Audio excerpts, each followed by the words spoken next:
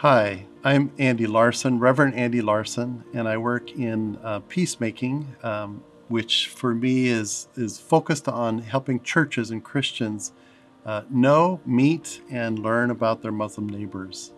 I'm Carrie Conklin, Andy's wife, and I'm helping today moderate, and I have some questions that I want to ask Andy so he can share with you. My first question is why are you doing this series on countering Islamophobia in the first place? Yeah, so that's a great question, and it's a question I had to deal with initially because post 9/11, I was a pastor in a church, and we were definitely in some kind of a shock and what is happening around us, what is happening in our world. But what I initially experienced in churches was that, that Bible verse, perfect love casts out fear. Well, we seem to kind of flip that on its head. And I observed that actually fear was more governing our the way we thought about Muslims and the way we responded to them.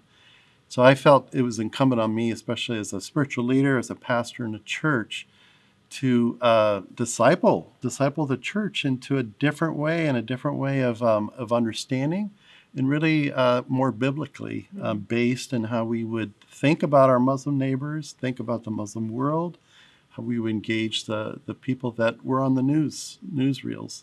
So that was a beginning question that kind of began this journey for me.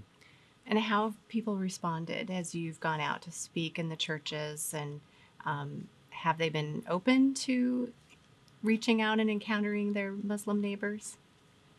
Yeah, so I joke with people that I have job security, and that's not a kind of a. I don't want to be too sarcastic on that because there's great response and there's interest because people are responding, and I think there's this intuitive sense in our spirit as we journey with Jesus that, well, Jesus has something to teach us and something to guide us in this whole experience of how we encounter and how we engage the Muslim world.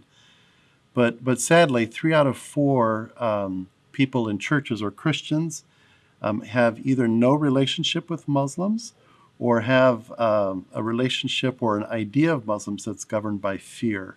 There's lots of studies that verify that, but so I do have job security.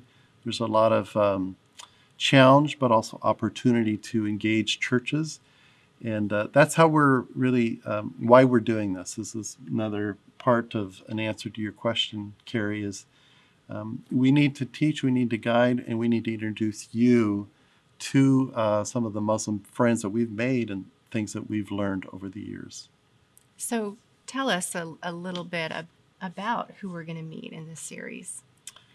So in this series, you will get to meet some of my Muslim friends. You'll meet Jawad and his lovely wife, Kanas, who have been friends in this journey for over 10 years.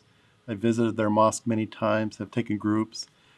Secondly, you'll meet Safi Kaskas, who is a Quranic scholar who has written this wonderful translation of the Quran with biblical references. And then lastly, you get to meet Anila Asfali, who is a dynamic Muslim woman in our community that both Carrie and I have met, have become deep friends with. And she has a lot to say and a lot to help us understand. So really, this whole series is an opportunity for you to be a kind of a fly on the wall to our journey and to meet some of our friends that we have met.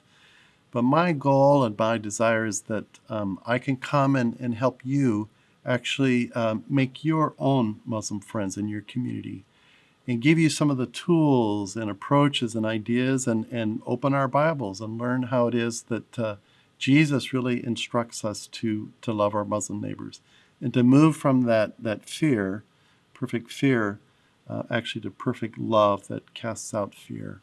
So thank you for joining us. Welcome to our journey. I look forward to learning with you.